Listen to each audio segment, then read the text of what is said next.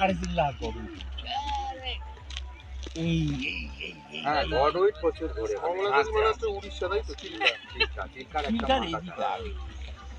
বর্ধমানের একরকম, মুর্শিদাবাদ, বাঁকুড়ার সবেরই একটা লোকাল টান।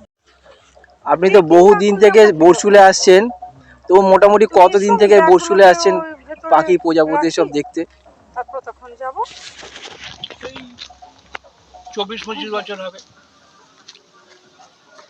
তো সারা বছরই তো প্রচুর মানুষ বরশুলে আসে, বিশেষ করে শীতকালে এলে মানে কি কি দেখার সম্ভাবনা আছে? শীতকালেই একটু বেশি দেখা যায়, গরমকালে তো আমরা খুব বেশি পাখি দেখতে পাই না, গরমকালে খুব বেশি আসাও হয় না। শীতকালে সাধারণভাবে যেটা প্রথমে দেখতে পাই যে একটু বেশি পরিমাণ, সেটা হচ্ছে রাডি শেলডাক, যেটা শীতকালের হাঁস। কখনো কখনো কমন শেলডাক, যেমন এই 2-3 দিন আগেই একটা কমন শেলডাক এসেছিল। তারপর অস্প্রে তো পাওয়াই যায়, আজও একটা অস্প্রে ওদিকে পাওয়া গেছে। আর হাজার হাজার, মানে আমরা 4-5 হাজার অব্দি প্ল্যাটিন কোল দেখেছি, শুভং বিশ্বাসের ছবি আছে, এইটা পাওয়া যায়। আর যেদিকে নদীর জল রয়েছে যেদিকে, তার উল্টো দিকে যে ধান ক্ষেত বা চাষাবাদ হয় যে মাঠগুলোতে, ওখানে আমরা আগে অনেকগুলো পেতাম, ইয়েলো ওয়াটের ল্যাপিং পেতাম। এখন মানে এর আগের বছরও পেয়েছি, কিন্তু আজকে যতক্ষণ আছে আমরা দেখতে পাইনি এখনো। রেড ওয়াটার ল্যাপিং পেয়েছি, কিন্তু সেটা তো সব জায়গায় পাওয়া যায়, কিন্তু ইয়েলো ওয়াটার ল্যাপিং তো ভীষণ কমে গেছে। এই একটা জায়গাতেই আছে, আর ওদিকে চন্দনপুর বলে একটা জায়গা আছে এই কড লাইনে, হাওড়া কড লাইনে, সেখানে কিছু আছে, কিন্তু আজকে এখানে পাইনি। তবে এখানে একটা বাটন কোয়েল পেয়েছি, এখানে ফ্র্যাঙ্কোলিন, গ্রে ফ্র্যাঙ্কোলিন যেটাকে বলে আমরা, সেটা পাইনি আজকে, এখানে পাওয়া যায়, হয়তো পাবো বিকেলের দিকে। বাটন কোয়েল এইসব দেখতে পাই আর কি। প্লোভার পাই, আজকেও পেয়েছি। তারপর গোল্ডেন প্লোভার পাই, আজকে পাইনি। কিন্তু টেমিং স্টিংক পাই, আজকে পাইনি, কিন্তু লিটল স্টিংক পেয়েছি। এই স্মল প্যাটিং রোল একদম পাওয়া যায়নি তা না, 100-150 একটা ঝাঁট পাওয়া গেছে, এই তো, সেটা এখানে খুব কম। আরেকটা পাখি আমরা খুব পাই, সেটা হচ্ছে গ্রে থ্রোটেড স্যান্ডমার্টিন, সেটা আজকে এখনো পাইনি। বালি স্তূপের মধ্যে তারা বাসা করে, কিন্তু এখানে বালি স্তূপ আমরা আজকে খুব কম দেখতে পাচ্ছি। যদি বালি স্তূপ কোথাও দেখতে পাওয়া যায়, তার ভেতরে বাসা করে ওরা, বালি খুঁড়ে খুঁড়ে গর্ত করে বাসা করে, এইসব। আর রিভার ল্যাপিং দেখতে পাই, কিন্তু আজকে এখনো পাই।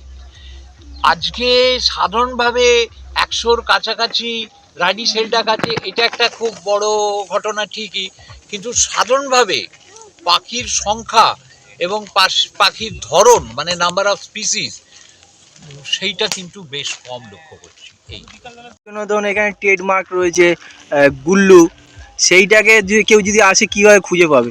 ও বাটন কোয়েল, যেটাকে এরা স্থানীয় ভাষায় গুল্লু বলে, আর ওই তার সঙ্গে বেশ কিছু গ্রে ফ্র্যাঙ্কোলিন পাওয়া যায়। সেটা পাওয়াটা খুব সোজা। সেটা হচ্ছে যে আমরা এখন যেখানে বসে আছি, আমরা যখন নদীর বাঁধে উঠলাম, দামোদর নদীর বাঁধে উঠে আমরা অনেকটা এগিয়ে এলাম। এগিয়ে আসার ফলে এখানে যদি চুপচাপ বসে থাকা যায় 2-4 জন মিলে, দেখা যাবে যে গুল্লুগুলো এই নদীর দিক থেকে, ঝোপ জঙ্গল থেকে বেরিয়ে মাঠের দিকে যাচ্ছে, রাস্তায় ঘুরছে, খাচ্ছে, এটা দেখা যাবে।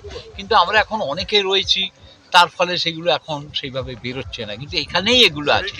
একটাই মাত্র গুল্লু দেখেছি, যেটা বাটন কোয়েল বলছি। কি মনে করেন যে এখানে পাখি দিন দিন কমে যাচ্ছে বা পরিবেশগত কিছু পরিবর্তন চোখে পড়ছে আপনার? এটা শুধু এই জায়গাতে তো নয়, সাধারণভাবে পাখি সব জায়গাতেই কমছে। যেহেতু যে কোনো সরকার থাক, সে তো জায়গাটার উন্নতি করতে চাইবে তার রাজ্যে, আর উন্নতি মানেই তো প্রকৃতি ধ্বংস মানে পাখিও কমবে, গাছপালা কমবে, পোকামাকড় কমবে, তারপর প্রজাপতি, হরিণ সবই কমবে। ফলে সেটা শুধু যে বরশুলের ক্ষেত্রে ঘটছে তা নয়, সেটা সর্বত্রই ঘটছে, এবং সেটা পশ্চিমবঙ্গ নয়, গোটা ভারত এবং সারা পৃথিবীতেই ঘটছে। যেহেতু লোক সংখ্যা বাড়ছে এবং তার চাহিদা বাড়ছে, এবং সব সরকারই তার রাজ্যের বা রাষ্ট্রের উন্নতি চাইবে, স্বাভাবিক যে প্রকৃতি ধ্বংস হবে, সেটা একটা ব্যাপার ঘটে। সেটা এবার এসে দেখলাম, অন্যবার আমরা দেখি ট্রাককে ট্রাক বালি নিয়ে যাচ্ছে, এবার কিন্তু সেই বালি নেওয়ার ট্রাক আমরা একটাও দেখতে পাইনি। ফলে রানী সেলডাক এখানে যে 10-20টা আসে, তার ফলে আমার মনে হয় যে 100টার কাছাকাছি রানী সেলডাক এসছে, সেইটা একটা বড় ঘটনা। আরেকটা কথা বলি, সেটা হচ্ছে যে আমরা সর্বসময় দেখি যে শীতের পাখির ক্ষেত্রে মানে শীতের মাঝামাঝি, যেটাকে আমরা জানুয়ারির মাঝামাঝি বলি, সেই সময় এলে সবচেয়ে বেশি পাখি পাওয়া যায়, মানে অপটিমাম নাম্বার, সবচেয়ে বেশি সংখ্যক পাখি পাওয়া যায় এবং সবচেয়ে বেশি প্রজাতির পাখি পাওয়া যায়। সেইটা তো আমরা আসিনি, আমরা তো তারও 1 মাস আগে এসেছি। যদি আমরা 14-15 জানুয়ারি, মানে ধরো 13-14 থেকে আরম্ভ করে 16-17 এর মধ্যে আসতে পারি, তাহলে এখানে নিশ্চয়ই পাখির সংখ্যা অনেক বেশি পাবো এবং পাখির প্রজাতিও অনেক পাবো। যে শীতের পাখির গণনা হয় সেটা ইংরেজিতে বলে যে mid winter water foul census. Water foul বলতে অ্যাজ এ হোল সামগ্রিকভাবে জলের পাখির কথা বলে ওয়াটার ফাউল। সেটা উইন্টারের মাঝামাঝি, শীতের মাঝামাঝিই করে, যেহেতু সেই সময় সবচেয়ে বেশি প্রজাতি এবং সেই সময় সবচেয়ে বেশি সংখ্যক পাখি পাওয়া যায়। যেমন আমরা মংলাজলি যাবো, তো ওই সময় আমরা ওখানে 10 লাখ 12 লাখ পাখি পাবো, অপটিমাম নাম্বার। আর ওই সময় সরকারিভাবে মংলাজলিতে পাখি গণনাও করা হয়। নতুন কেউ এলে এই জায়গাটা কিভাবে এক্সপ্লোর করবে একটু জানাবেন।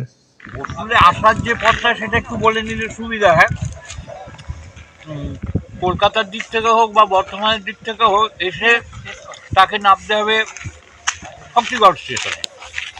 শক্তিগড় স্টেশনে নেবে, স্টেশন থেকে বেরিয়ে এলেই অনেক টোটো পাওয়া যাবে। এই টোটোকে বলতে হবে বর্ষুলে। টোটো মিনিট 15-20 মিনিটের মধ্যে বর্ষুলে নিয়ে চলে আসবে। বর্ষুল হচ্ছে যে দামোদর নদীর ধারে বাঁধ দেওয়া রয়েছে, ওই যে গ্রামটা, সেটা হচ্ছে বর্ষুল। অ্যাকচুয়ালি প্রকৃতপক্ষে তার নাম বর্ষুল নয়, তার নাম বড় শুল। সেটা মুখের কথায় কথায় বর্ষুল হয়ে গেছে। এবার সে বাঁধের ওপর উঠে বাঁ দিকে চলে আসবে, বাঁ দিকে যতটা পারে যাবে, তারপর নদী পেরিয়ে একটা মাছের সাঁকো আছে, ওপারে যাবে, এইসব জায়গায় সে পাখি পাবে। কিন্তু বাঁধের ওপরে উঠে ডান দিকে গেলেও সে পাবে, কিন্তু যেহেতু বাঁ দিকে পাখির সংখ্যাটা বেশি, ওই জন্য আমরা বাঁ দিকেই চলে আসি, কিন্তু ডান দিকে গেলেও আমরা